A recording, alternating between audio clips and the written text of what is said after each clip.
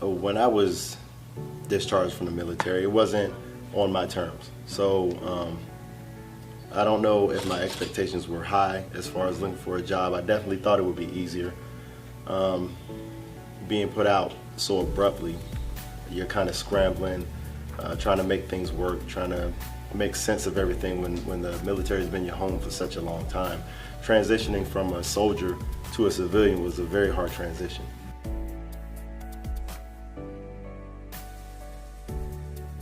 Well, I went through a lot of struggles emotionally, dealing with PTSD, so many deployments and away from home, going through a divorce, and at that time, financially, there just aren't many things out there when you don't have an education. So when you're, going from the military, something that's a known, a known entity for you, to the unknown, just trying to make everything work sometimes is hard, especially when you don't have an education.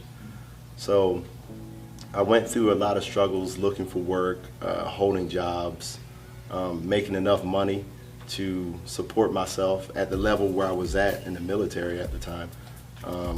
And that, all that combined just puts an emotional strain on you. So it was kind of heavy.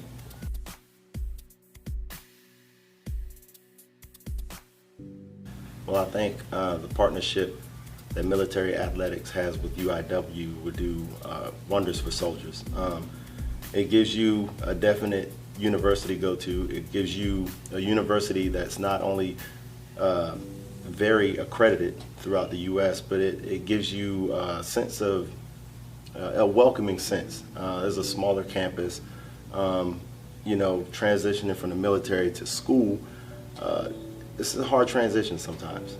Soldiers deal with a lot of things, and you will need a lot of help in a lot of different areas. And I think this is one of the campuses that's more personable and set up it's more adapt to handle soldiers.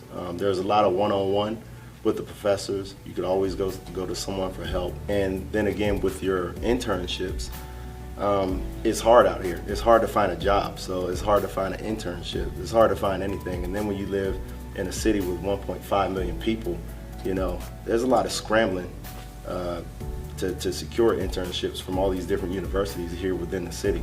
So that would be a major factor. If someone were able to get with an organization that would offer them a sponsorship, either through that organization or linking them to other organizations.